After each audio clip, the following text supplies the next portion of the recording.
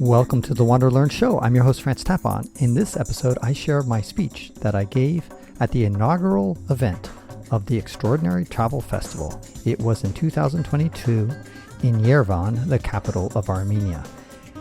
It was a well-received speech, about 50 minutes long, including the Q&A that happened afterwards. I recommend seeing it on YouTube just because you can see all the slides that I share, and there's quite a number of them, lots of photos, even maps. And so I think it's best to watch it there, but you can listen to it as a podcast and enjoy it as well. I know people liked this speech because I was the only speaker who was asked to return to the new Extraordinary Travel Festival, the second one, which is happening in Bangkok, Thailand, in the middle of November 2024, which I encourage you to attend. Use the discount code Bangkok to get some money off. So enjoyed this speech that I gave about some of my time in Africa and the ins and outs, the ups and downs of that adventure over 8 years of travel.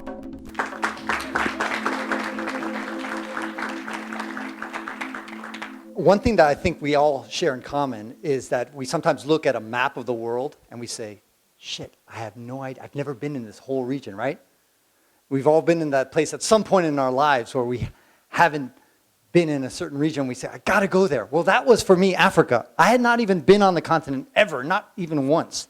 And so I said, but it's such a far away. I was from San Francisco, so it was like so far away. I'm just gonna go there and see all that. And that red line represented roughly where I was going to go and roughly the sequence. Of course, nothing ever works. I bought this truck in Spain, in Madrid. It's a knockoff of, it's called Santa Anibal, which is a knockoff of a Land Rover.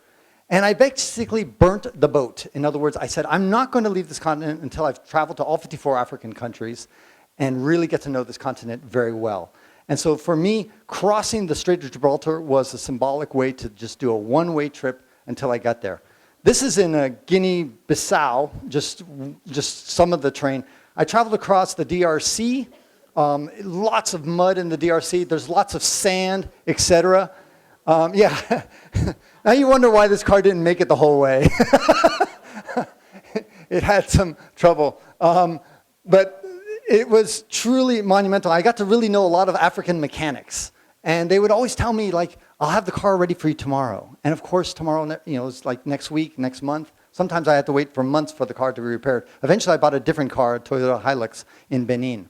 You can see a flat tire there. Anyway, the whole purpose of my journey was to see what I call the unseen Africa. What is that? Well, the Africa that we often see is either hell or heaven. In other words, we see beautiful safaris, National Geographic stuff, pyramids, exotic tribes, cool, amazing stuff. Or it's like war, pestilence, disease, AIDS, problems, Ebola, etc. We have these extremes. Well, 99% of Africans live in between those two extremes. It's neither paradise or hell. It's like this. This is a wedding in Gambia. And just everyday life. That's what I want to kind of capture. And for example, in this wedding in Gambia, the groom wasn't even there. He was in Europe. But they still had a wedding. Without him. There was the bride, and she was all happy. The other thing is I want to climb to the tallest mountain of every African country. And you can see on the upper left-hand corner, there's a Drakensberg Traverse. On the right there is Malawi. On the left is the tallest mountain of the DRC and Uganda. It's called Margarita Peak. In the center there is South Africa's tallest peak, and on the bottom left is Kilimanjaro, which I hiked twice. Every time I thought it was interesting that I found that getting to the mountain was often the most perilous and difficult part of the journey. Sometimes the mountains themselves were not that technical. That's Niger on the right-hand side there, a really tough mountain to get to. Some of the stories were kind of fun. Per yesterday was talking about the communication and the art of communication. Here are some Gambians. I was at the tallest part of Gambia, and this is a little conversation. Let's put up the volume so everybody can hear. This is kind of communicating with people. They're Anglophone country, Gambia. It doesn't really look like it, but we're on the tallest mound in Gambia. It's about 56 meters high, which is about 156 feet. And as you can see, it's pretty flat everywhere. I've asked these locals whether there's anything higher in the 5-kilometer radius around us, because that's what all the directions indications on Google Maps. And they've confirmed that, nope, this is about as high as it's going to be anywhere around here. So, believe it or not, this is the high point. Okay, and they didn't understand anything I'm saying, but that's okay. So I'm going to do now a handstand because I have to do it at the top of every, I think. So I'm going to go I don't know how to communicate with this to them, is I'm going to go stand like this, and you're going to grab my feet. No, my feet. Okay. Hold on. Let me try this. Hold on. Ready? Ready? Okay, here we go. Good. This guy's great.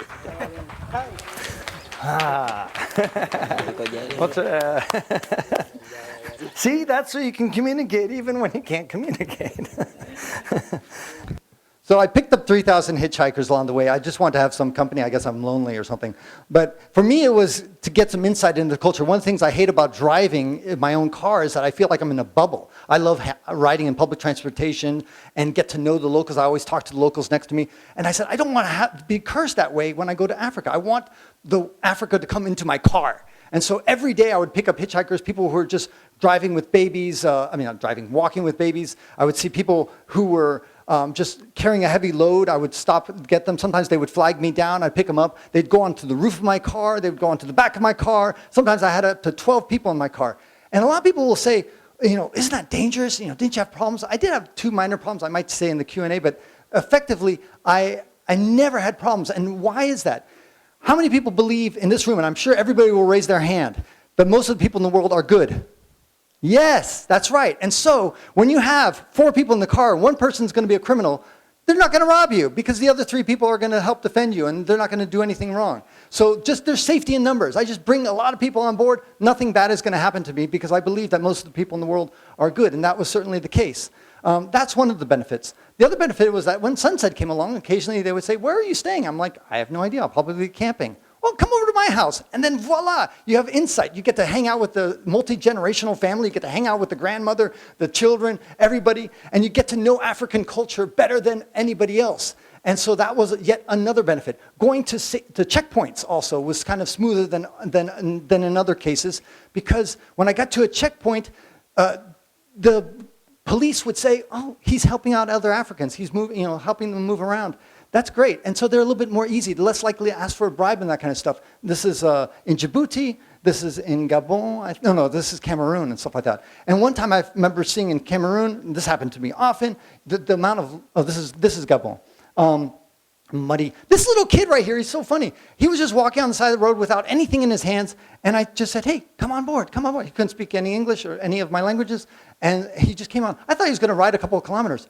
20 kilometers he took. So it's like, he was going to walk 20 kilometers. He had no water. It was super hot during the day, and he was just like very grateful for the ride. It's just amazing what's the distances that many Africans walk every single day. These are some ladies who had bags of rice and stuff like that they were happy to unload. And here's a story of these Cameroonian women. I saw them carrying an incredible amount of wood on their head, and I just had compassion. I just did this. You cannot imagine how heavy this is.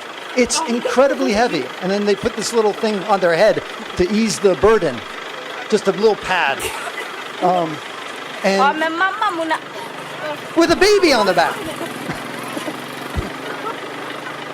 And to me, it was just to brighten their day. Make their day a little bit easier. Take off a little burden off their shoulders.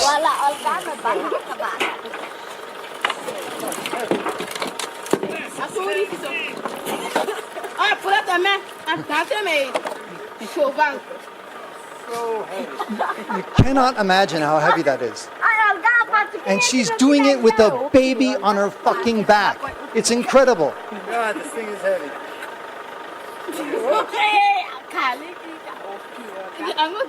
So I saved them a couple of kilometers of walking. There's the baby. Yeah.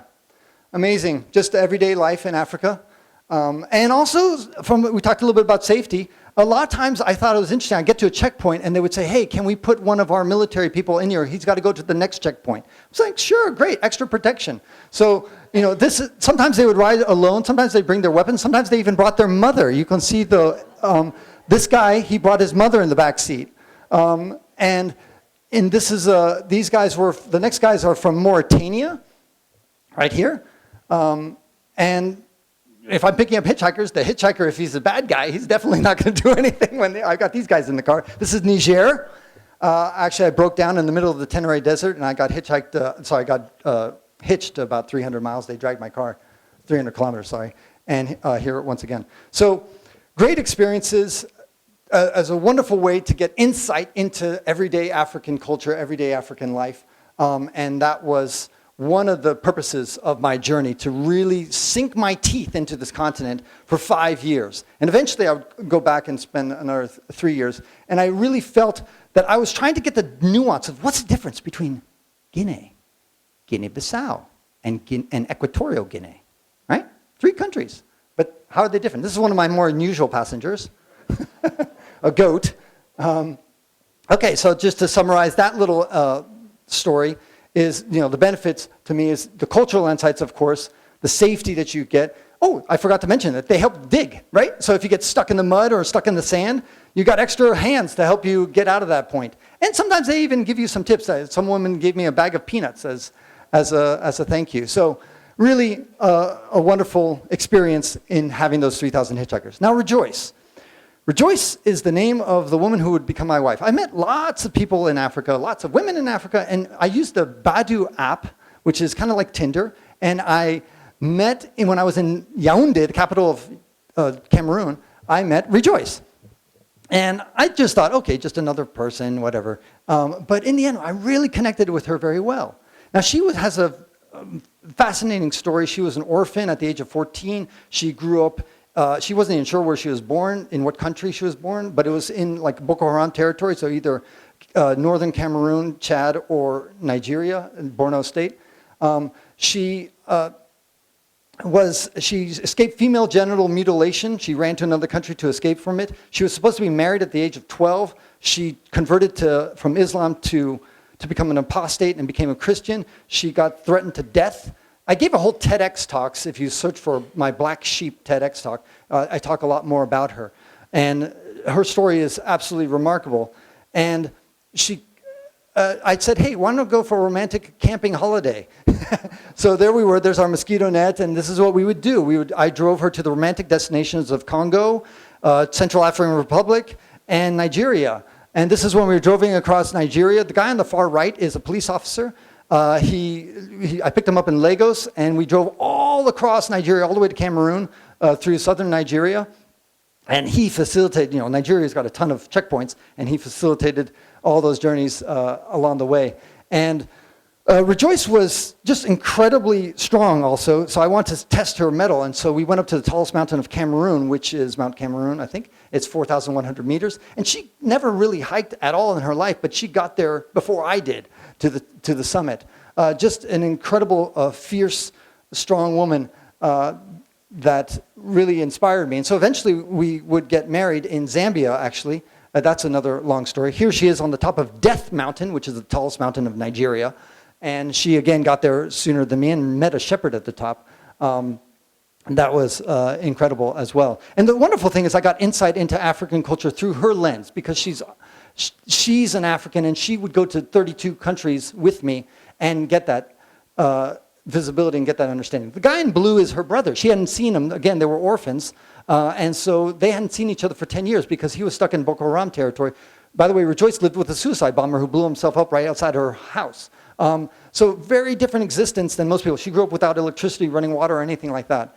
And so I reunited them. I managed to get him out of that territory so that they could finally have a reunion. Then we returned to Cameroon to then do the tallest mountain of Chad, which is also the tallest volcano. I know somebody in this crowd loves volcanoes. And anyway, that is the tallest mountain of the Sahara, as well as the tallest volcano. It's called Emi Koussi. So there it is. Emi Koussi is in the center of this map right there, 3,400. And that red little thing at the very top there, that's the tallest mountain of Libya. So we want to go to both of these places. This is in the Tbilisi Mountains. It's really in the middle of the Sahara. And so we had to get first to Emi Koussi and then go up to Bikku Bitti, which is up in Libya. And I'll tell those two stories next because they're fun stories. So this is the Emi Koussi from the sky, obviously. And it's a really remote place to get to. It's really in the middle of nowhere. You start out from N'Djamena, for example. It's going to take you about a week just to get anywhere near the mountain itself. Along the way, you just camp out in the middle of the Sahara. There I was with her brother, Mustafa, and I. This gives you an idea of some of the desolation that you face in the middle of the Sahara. Some of it, it's not all sand. Once you get to Tbilisi Mountains, you get a lot of rock and things like that. But this is some soldier. I don't know why he's there. I can't even remember what this picture is about. But anyway, it's a nice picture. It shows you kind of the openness of the whole place. I tried to camouflage myself, but it really didn't work because I kind of stood out like a sore thumb. But it was a very incredible journey just to get there. We picked up this Muslim guy who was able to get us to the base of the mountain. And when we talked to the locals there, they said there's going to be water above the mountains and like in the higher reaches of the mountains. So we said, okay, great. So we won't have to load ourselves down. We'll only take maybe 15 liters of water and we'll get some more water higher up in the mountain so we don't bring ourselves so much water. And guess what happened? No water. So this is the Muslim guy who guided us to the top of the mountain. He was one of the hitchhikers who took us there. It was quite useful. And then we started hiking up the mountain. Everything was going well.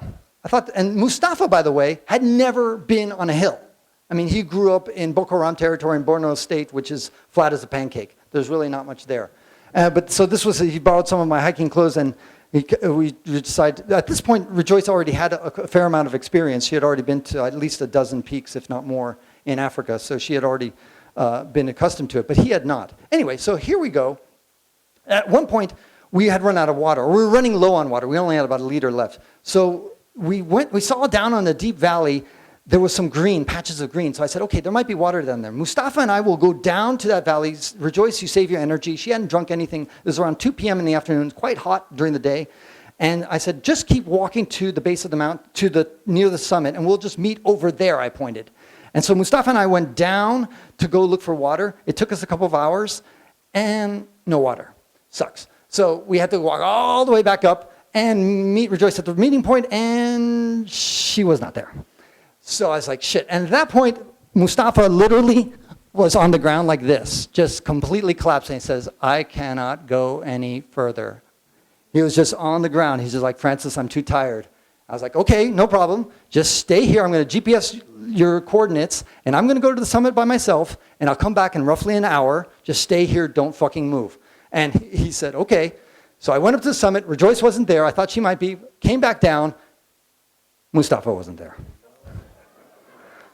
So he apparently got ants in his pants and he decided to go look for his sister. And so all of a sudden I yelled out, Mustafa, Mustafa, Mustafa. Rejoice, rejoice, rejoice, rejoice. Zero. Nothing. And all of a sudden the sun is setting. We've got about less than an hour of daylight left. I knew where the camp was, but I knew they did not know how to get back to the camp. It's not easy to get back to the camp. There's the satellite image, or kind of like a long-distance image of what it's like. This is a desolate place. There is no fucking water. There's nothing out there.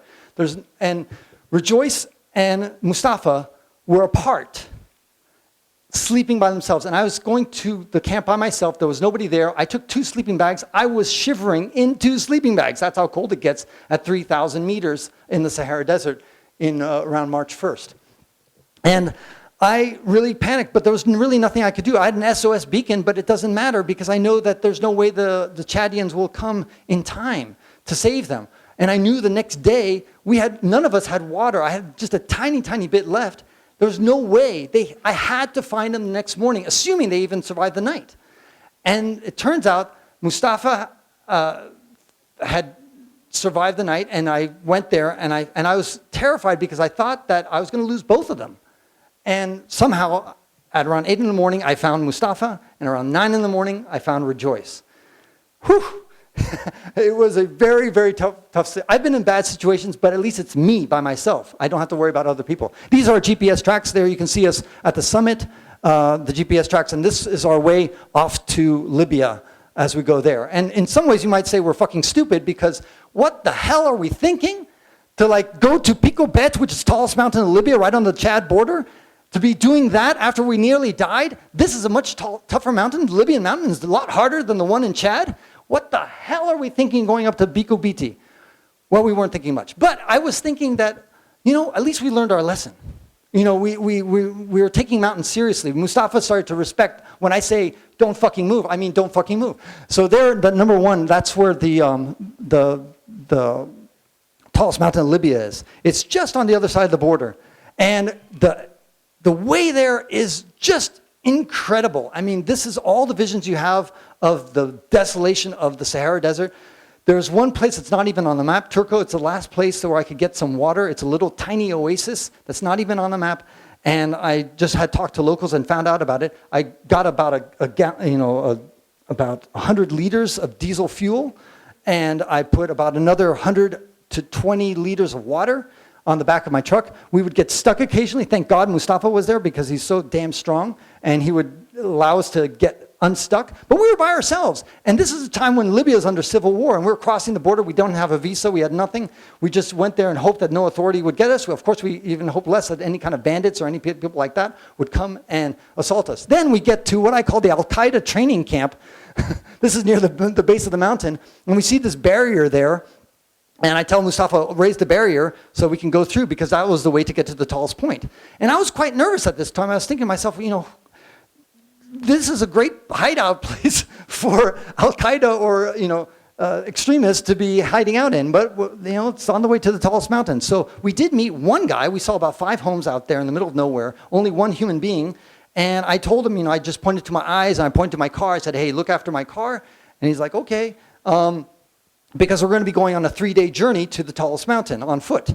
And so we parked our car and we got ready. And this time I told Mustafa, stay near me. We brought this time 35 liters of water, quite a heavy load, and we decided off. And there you can kind of see the shepherd all the way out there, this little dot.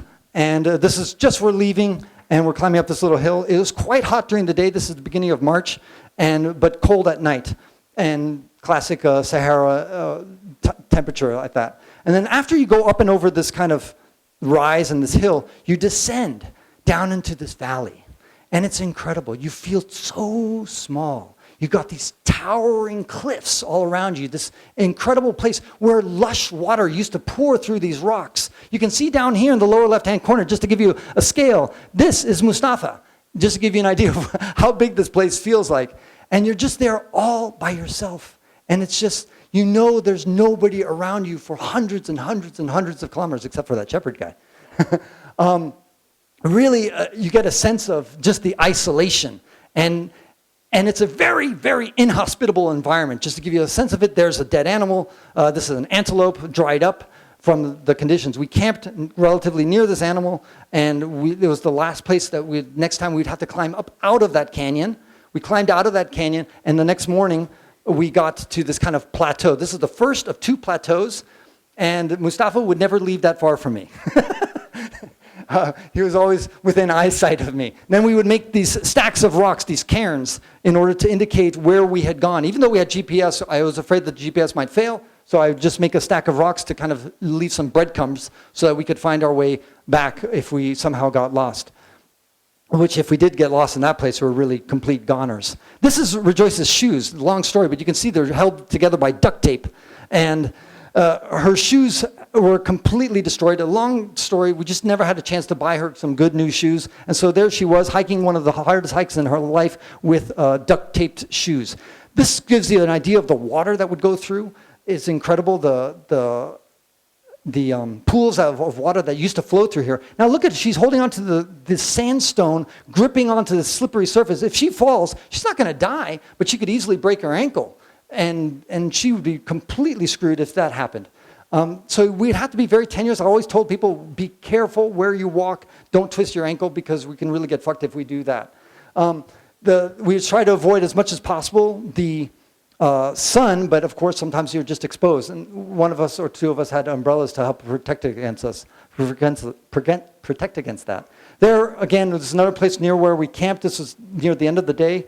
And another canyon as we're making our way up to the top. We knew that the very next day we'd wake up early and we'd finally catch sight of Bikku Bitti, the thing that we've been looking for. So we climbed up this final ridge and we got to the second plateau, and there it was. She's pointing to the summit of the tallest mountain of Libya, roughly 2,000 meters. Not that hard, not that hard. It's a simple walk up, but that's still a half day's journey just to get there. And so this was the morning and we were on our way. But here's the thing. That's so incredible. You look at this inhospitable desert landscape, and guess what? Just close your eyes and imagine that this was a verdant field full of animals, kind of like the Serengeti, just green and lush thousands and thousands of years ago. And how do I know that? Well, there's pictures to prove it. There's petroglyphs that we just ran into. I don't know how many Homo sapiens have actually seen these petroglyphs since they were made. But there they are. This rock art was made thousands and thousands of years ago. And it was just such a privilege and so lucky to actually just run into them. And you could see people with bows and arrows shooting these big beasts, these large creatures. And here, this was a completely different landscape thousands and thousands of years ago. And we were so blessed to be able to see this. And we just bumped into it. We had there's no guidebook. More people have been to the moon than been to the top of Bikku Bitti. And so there we do it. Finally, as around noon or so, maybe, I can't remember the exact time, we made our way, and this is the final stretch to the summit, just minutes away. And when we got to the summit, of course we celebrated. We were quite happy. But I reminded everybody, we're halfway there. Remember, we got to get back down. During the whole journey, we had dropped water caches along the way. So we had dropped, a liter of water here, half a liter there, etc. And we had GPS located them, and we put them in places, and we needed to recover them. Because guess what? When we got to the top of the summit, guess how much water we had? 0. We had no water left.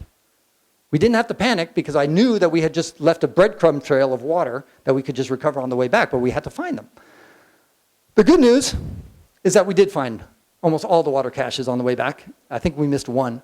And so there was about 19 caches of water, and we picked it up, and it felt great because we had light packs. We were going mostly downhill, and it was an incredible journey. There you have a 360-degree view of the summit of the tallest of Libya. You're probably never going to go there. I would love to go back.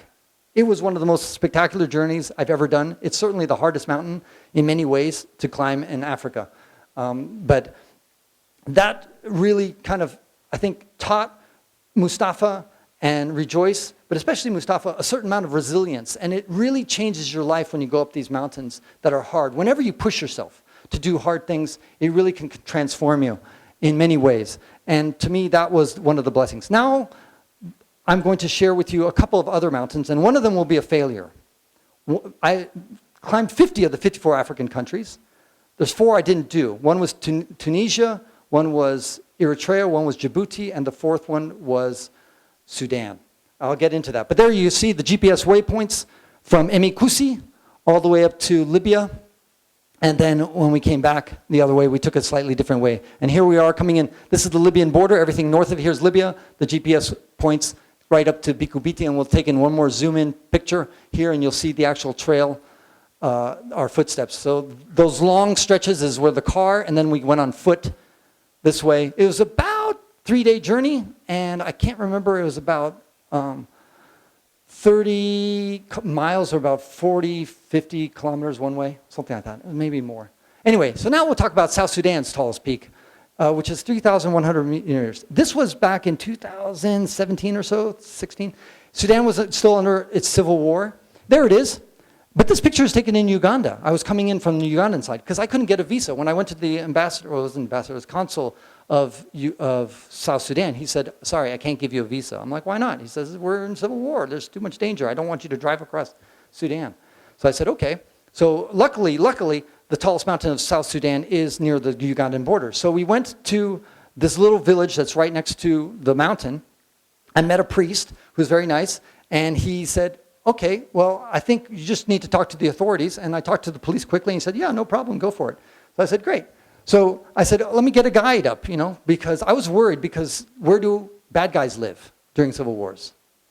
In the mountains, right? And so this guy said, okay, I'll take you to the base, to the base of the mountain. He says, well, can't you take me a bit further, like closer to the summit or to the summit? He said, no way in hell. And so that's where he stopped, right here. He said, good luck, from here on out, you guys go.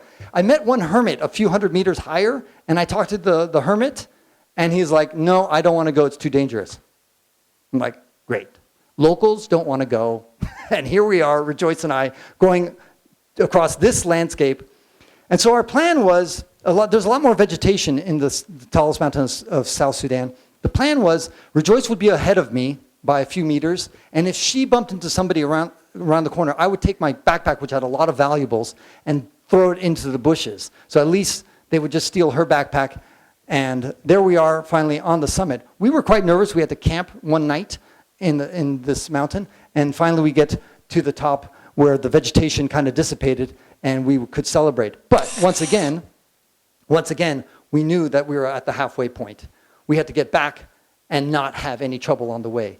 The bandits and the people had created lots and lots of problems for the villagers. Sometimes every 2 weeks, the villagers would traverse the mountain as a group, like 50 of them, in order to sell goods in South Sudan, and they would sometimes get attacked by bandits. So it was a real deal, but luckily for us, we didn't see a soul. And again, you never know how close you are to brushing with death, or at least trouble. And we went back to the village, and that's when the priest said, well, the authorities want to talk to you. I was like, okay. So the priest took us to a police station, which was about 20 kilometers away, and they just wanted to find out all the details. But in the end, I hadn't violated any Ugandan laws. I had gone into South Sudan illegally. I didn't have a visa, but the authorities let me go. And that's the wonderful thing about Africa in general. If you have enough time and money, everything can be solved, and you can do anything. And they're just awful, very super flexible people. Okay, finally, this is the mountain that I failed. It's called Jebel Marra. I know there's a lady here who runs tours in Sudan, and I talked to her about this. It's a beautiful mountain from the sky. You can see. This is the tallest mountain. It has 2 wonderful lakes. This is a picture from Wikipedia, not from me. I was just so excited to see this beautiful mountain, 2 crater lakes. How perfect could that be? 3,100 meters or so. And unfortunately, it's in the middle of Darfur. So I entered from Abéché, which is in Chad. I went into the border, drove to the border of, and I got this nice written note by one of the ambassadors, or I think it was a consul, and he said, hand this to the authorities. They welcomed me. Here was the governor of of West Darfur, and he invited me to his house to stay. He fed me a lot of food with Rejoice and I. And guess what? Guess how many people were there to protect me? More than 10. At one point I had 8 vehicles, military vehicles, with 50 armed guys, military guys. That was at the peak. And they were escorting me through West, Central, South, East, and North Darfur. All over Darfur.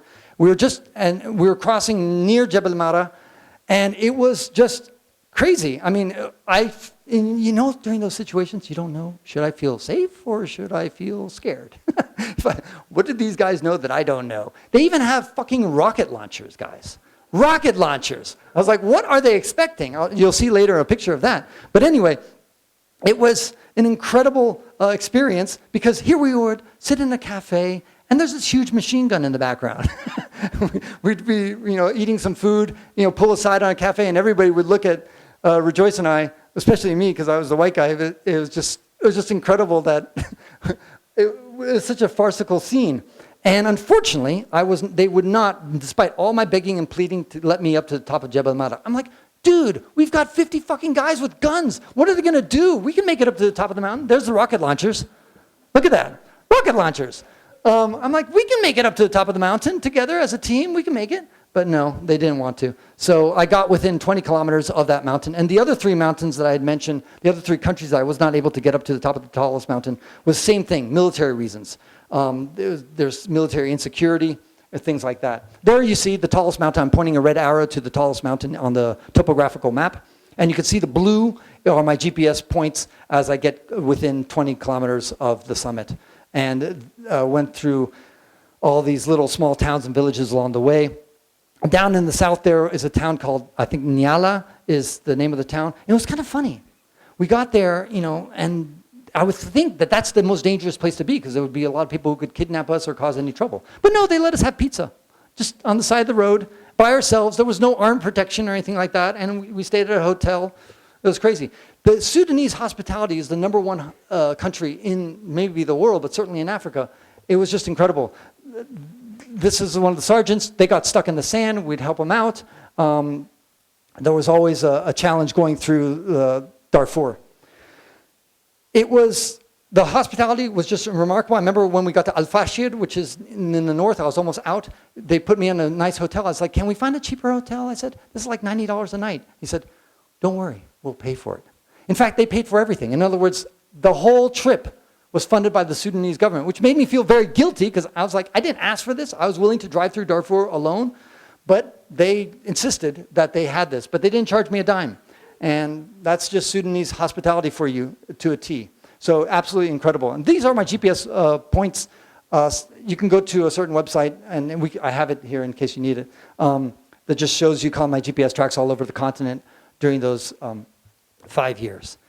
So it was quite a life-changing journey, as you can imagine. I ended up spending another 3 years after that to do that. And so now I want to conclude with some of the takeaways, and then we'll do some Q&A. Okay?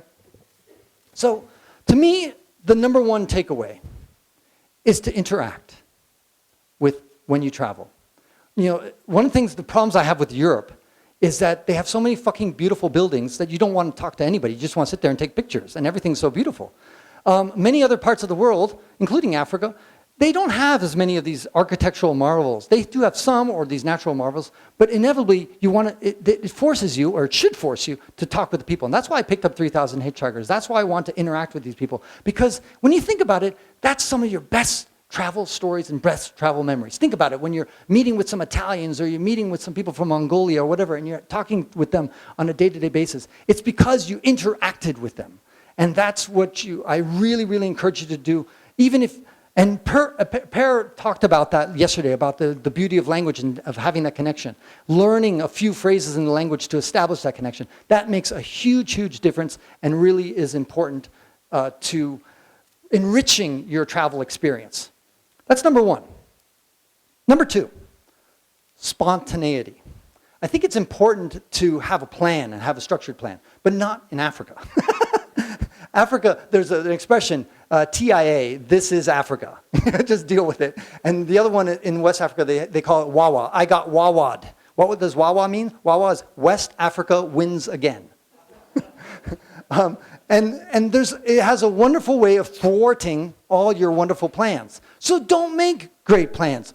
You know, we talked a little bit about it, Per talked about it, like poli-poli, just go with the flow. And that's the pace of the African continent in general. Things go a little bit smoother, so be spontaneous. Number two, push yourself. Push, push, push. Whatever your limits are, try as best as you can to go beyond it. Nobody in this room feels this way, but we all know people who are terrified just to go to a country that speaks a different language. You know, you'll talk to Americans who are like, I went to England. It's their big accomplishment. And good for them. At least they stretch beyond their comfort zone. For them, that's beyond their comfort zone. For other people, it's going to a completely different foreign culture. But for other people, it might be going to Eritrea or whatever. But I really, really, really encourage you to push yourself. Push yourself linguistically, push yourself culturally, eat foods, put shit in your mouth that you never would want to put in your mouth. Just really push yourself because, you know, the diversity on this planet is shrinking. Many people have alluded to this before, is that travel is not nearly as exotic today in this century as it was 3-4 centuries ago. And so the way you can kind of get that feel of exoticness and difference and stimulate new neurons in your brain is to push yourself. And finally, be generous. You are a fucking ambassador. For a lot of places, let's say you're a black woman and you go to Russia, in Siberia, you're the only black person that person in Siberia has ever seen. So you are a fucking ambassador of all black people, whether you want to be or not. Same thing if you're a white person going to some little village in Africa or in East Asia or whatever that never hasn't seen anybody. So you have to always be generous and give back. There's some people who are leeches and mooches, and I want to encourage people to do that, to give back as much as possible so that people foster these bonds between different cultures, and that is what repairs relationships and prevents misunderstandings. So there you go. Those are the 4 lessons. I hope this journey has inspired you in some way or another, and I thank you so much for your time. Please do not clap. Please do not clap. Fuck you. I want the claps. Hold on one second. Work with me, Francis. Work with me. Okay. We might have to do 2 claps. Unbelievably inspiring. I am making a commitment here today after listening to Francis. I am going to climb the 7 lowest peaks on every single continent, starting with Gambia. One picture here. Okay, I'm going to need your help in one moment because I want to inspire Francis to inspire us. I would love to see one of these magnificent handstands right now. So let's get a round of applause to get this going. Per, can you help him with the feet? Get this photo going. Hold on. No, one more time. Don't hurt yourself. We need to do a photo. Oh, this is weird. Guys, remember this moment. Remember this. You're not going to see this at any other conference, I guarantee. Okay. I have interviewed so many awesome people. This conversation I had with Francis, I think 3 hours, stands out. Listen to his journey on my podcast. More importantly, go to his content, Facebook, Instagram, his blog, his books. He has a podcast. It is unique, unbelievable content. I want to see, let's get a couple questions going. Let's get the mics fired up. Okay, right here. Andy, by the way, while we're waiting, this is my podcast, on. WanderLearn. I really wander all over the place, and the social media is that. Say your name, please, and where you're from. Andy from Denver, Colorado. What were your navigational aids when you're on the, I mean, there's no all trails for Libya, I imagine. Like, Oh, so how did I figure out how to get to the tallest mountain? Okay, fortunately, there was one other person who had been that mountain, and he had given me the GPS location of Turco, which is that one oasis that's off the map that has fuel and water. So that was super helpful, and then gave me the GPS location of the summit themselves. I had to figure out, luckily I have a lot of backpacking experience, a lot of mountaineering experience, so I kind of figured things out. That helped as well. But it was tricky. It was definitely very tricky to go there, and same thing with Libya. I think it's getting better. Sorry, same thing with Emi Koussi. I think it's getting better over time. I feel guilty because I should be sharing all my GPS locations. Actually, you can put on that GPS. I have all my GPS. These are all my coordinates in Africa, and you can kind of follow my tracks in that sense. It's a certain website. Anyway, next question. Yes? Do you want, here, I'll do it. Burton Flynn from Dubai. So what is the closest you came to dying? Like, what's legitimate death? Like, what? Uplifting. Yeah, probably the closest I came to dying that I know of was when I was in I was in Cameroon, in Yaoundé, and it was 9 o'clock at night, and Rejoice and I were going to be taking a bus, and I really had to piss. And so I went down this alleyway, and it said, ne pas pisser, ne pas pisser. I was like, oh, fuck. And I went down a little bit more, ne pas pisser, ne pas pisser, shit. Ne pas pisser, ne pas pisser, ne pas pisser. And I just kept walking deeper and deeper down this alley like a fucking idiot, and just kept walking down to the alley. And then I finally relieved myself. And then on my way back, this guy said, hey, est-ce que tu veux pisser quelque part? J'ai dit, non, merci, ça va. And I just kept walking. Few seconds after that, that same guy, and I didn't see the second guy. That's the weird thing. All I remember is that one guy who says, do you need to find a place to piss?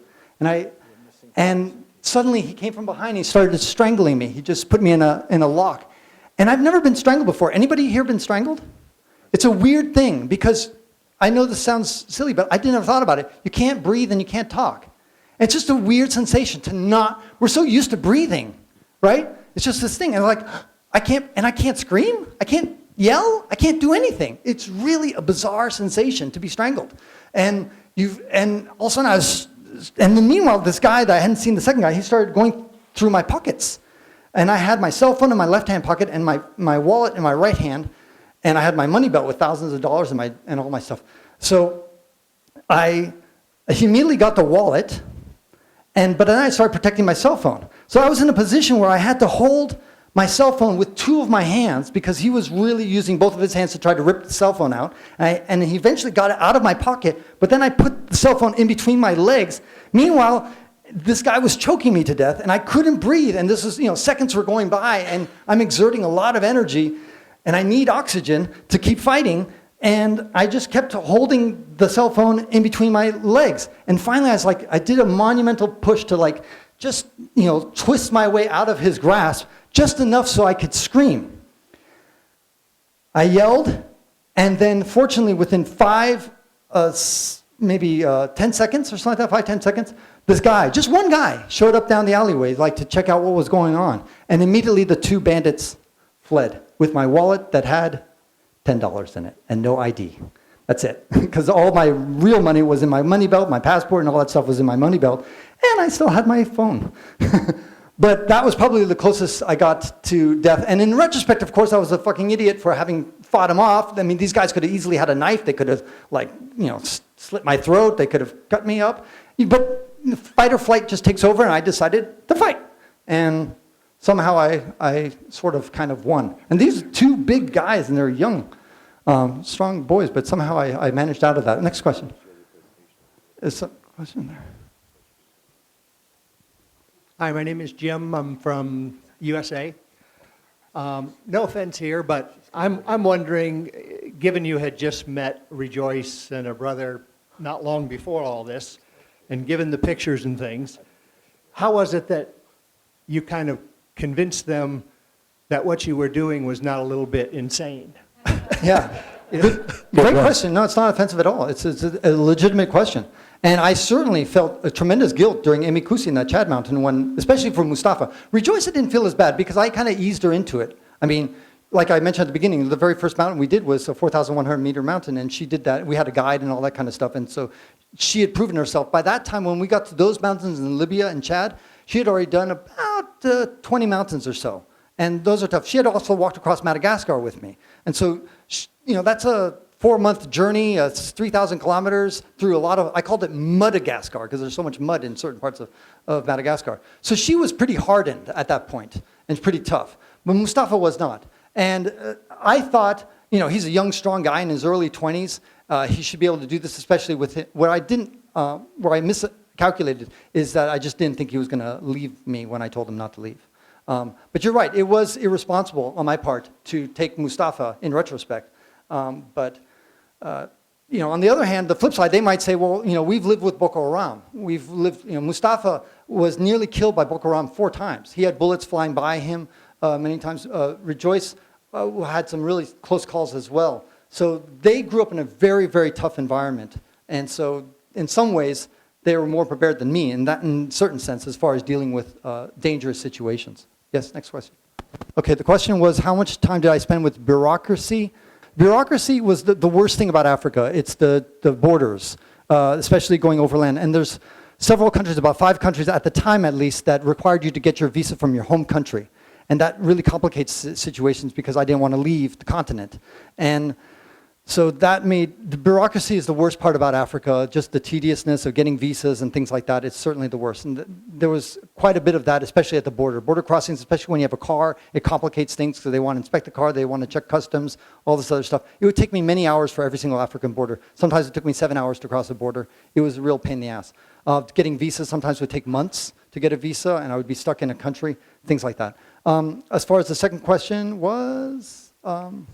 sick. Oh yeah, so I got malaria 6 times, and I nearly died. Actually, Rejoice saved my life once. After we did Death Mountain, ironically, I had malaria on Death Mountain. I slept by myself on that mountain, and on the way down, I drove myself. Malaria is like a wave. It's not like most sicknesses where you kind of go down and then you kind of climb back up. Malaria, you go down, up, down, up, down, up, and that's how you feel. And I was on one of my upswings when I was driving myself out, but then I felt really bad. My fever was 41 degrees Celsius. At 43 degrees, most people die, and I was really bad, but somehow I got out of that. I also got malaria in Gabon, in Sao Tome. I got it in Cameroon. I got it in Nigeria. I got it in Ghana. So a lot of malaria, 6 times. But that was the only time. I mean, that's the only sickness that I got. Maybe I got diarrhea a couple times. I would drink the water in Niger a couple times. Any other questions? Extra positiveness in Africa. The first thing that popped in my mind was Sudan. I mean, Sudan, it's not to plug the person who's got the Sudan tours here, but Sudanese really stood out to me as being, it was the only place, in most places in Africa, Africans, they are poor, so I don't blame them, but they would often say, hey, can you pay for this? Can you do this? Can you, they always want something from me.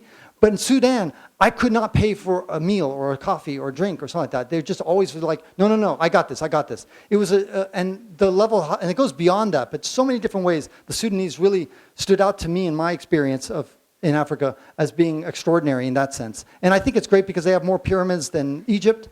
It's a fantastic place. A lot of people here have been to Sudan. It's a magical place. Next question. Back there? Or here? Me? Yeah, go ahead. Are you going to go back to Sudan to get Jebel Marra? Yes, I want to go back to those 4 countries, Tunisia, Eritrea, Djibouti, and Sudan, to climb the tallest mountain. But right now, Jebel Marra is still closed, unfortunately. I think I can hook you up. You think you can get me up? Great, let's talk. Next question. So why didn't I take a stove when I did my round trip on the continent? So I walked from Mexico to Canada and back. That was 7 months without a stove. It's because of weight and time it takes to cook. I want to focus. I was hiking about 50 kilometers a day, or about 35 miles every single day, and I just wanted to just focus on eating and sleeping and brushing teeth. And I would brush teeth while I was walking. I would eat while I was walking. I was always walking from morning to night. I'd get up at 5 o'clock in the morning. I walked until about 8 or 9 o'clock at night, every single day, up and down mountains, up and down peaks all day long. I would go through snow. In Colorado, in the month of May, is just covered in snow, 1,000 kilometers of snow. So I would just, cooking just slows you down. And so I just didn't want to be burdened with that. Yeah. So you've done a bunch of insane adventure, things like this. I'm sure you've thought of other things that you haven't done and you won't do. But I'd love to hear some of the other ideas that you've considered. Yeah, obviously the 14 peaks over 8,000 meters is one idea, but one of the more wacky ideas that I was seriously investigating was going to the North Pole in the middle of winter. So the North Pole, you don't know this, but the sun rises only once per year and sets only once per year. Some of you may not realize that, and I didn't know that. And so I wanted to leave around January and leave from Russia and then walk with a sled, dragging a sled full of, probably 200 kilos, maybe 100 to 200 kilos of food, dragging it across. You have to go over the leads, which are these little, jump in and out of the water. They have special suits for that. And just camp. It takes about, I think, 90 days to cross the entire thing. You get to the North Pole at sunrise, which is March 21st. So you start in January, you walk there, and then you celebrate the sunrise, and then you leave to Canada. That was one of my crazy. And so I even talked to NASA about this because I was like, how can you get these aerogel, which is a special gel that they use for the spacesuits? So I was like, if it insulates people in space, it's got to work for the North Pole. So I just thought about having a suit full of this aerogel so I wouldn't be freezing cold every day.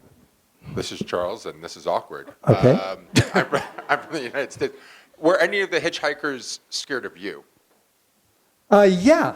Sometimes little African children, never seen a white guy, they would literally be running away from me. They would see my face and they're like, ah!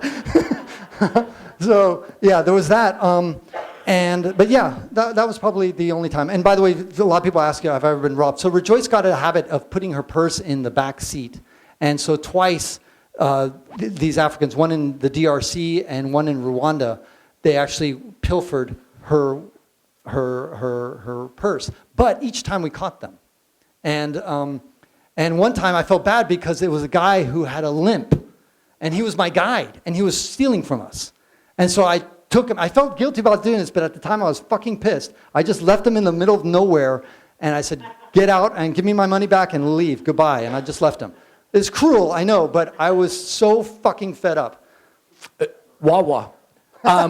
We're going to do one more quick question because this is so tough. Vasilis, I know you've been waiting. Technical question. Land Rover or Toyota Hilux? Toyota Hilux. Thank you. Easy. Of the 3,000 hitchhikers I stand up, which stood out as memorable? That's really, really hard to say. I can't think off the top of my head. I just thought about that little kid that I showed who was walking 20 kilometers. It's just, there's so many fun stories from that hitchhiking experience. That's why I'm writing a book called The Unseen Africa. Anyway, thank you so much. Okay, one more from Get Mike down there. Please say your name and where you're from when this lovely lady, who's that Chush, hands you the mic. I guess I should have not given a presentation. I should just ask. Hello. Yeah, George Serpa from Portugal and the US. Just one question, really, really quick. Did you have carnet de passage for the car, for the country? Good question. So carnet de passage is something that only lasts for, I think, I want to say a year, maybe 2 years. I don't know what it is, but it wasn't enough. So what I did is totally illegal. I bought this car in Spain. Luckily, they left me the Spain original plates, but they gave me these temporary green plates that had no country name, anything. It's just green with a bunch of numbers on it. So I thought, this doesn't look very convincing. So when I got to Morocco, actually, when I got to Morocco, I switched plates. I put the original Spanish plates, and I forged some new documents based on the original ones, and I used that because I knew that somebody in Gabon has no fucking idea what a registration document looks in Spain. He has no idea. He's never seen one in his life. So I would just say, yeah, this is my registration. And never, ever, ever was I caught throughout the entire continent going with that thing. Because the carnet de passage, to renew it, you have to go back to your country of origin, in this case Spain, just to renew your carnet de passage. And that would violate my rule of 4, which is don't go back home. Awesome. One giant round of applause.